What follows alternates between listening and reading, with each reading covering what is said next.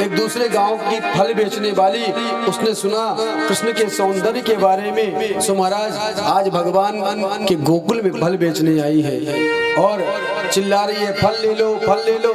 लेकिन इतनी तन्मय हो गई भगवान में कि चिल्लाने लगी कृष्ण ले लो, कृष्ण ले लो। जो भी गोपी सुने बड़ी पागल हो गई है, अरे मेरे कान्हा को बेच रही है और कृष्ण ले लो, कृष्ण ले लो करके चिल्लाने लगी। आज नंद महल के सामने पहुंची है। भगवान ने जैसे सुना तो पहुंचे और भगवान जब पहुंचे तो बोले हमें भी फल दे दो।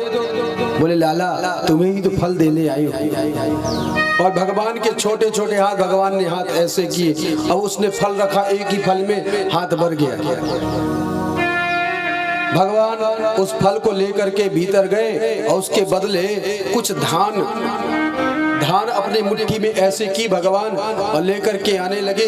और रास्ते में पूरी, जब तक उस फल बेचने वाली के पास तक पहुंचे तब तक पूरी धान गिर गई। एक दाना केवल धान उनके हाथ में बचा।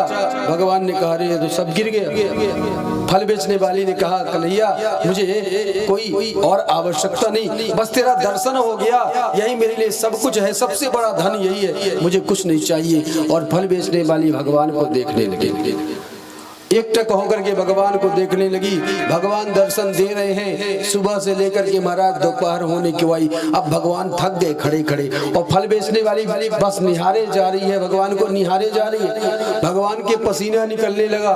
एक गोपी वहां से निकली, फल बेचने वाली कहती अरे तू बाबरी है गई, देख कितना श्रम हो रहा है कन्हैया को, उसके पसीना छूट रहा है, अरे जाने दे। फल बेचने वाली के उस टोकनी में भगवान ने वही एक दाना रखा।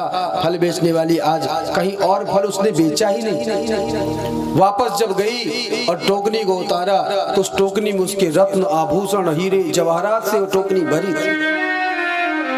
भगवान से कहती प्रभु मैंने आपसे कब मांगा था। इस प्रकार से भगवान ने अनेक दिव्य लीलाएं की।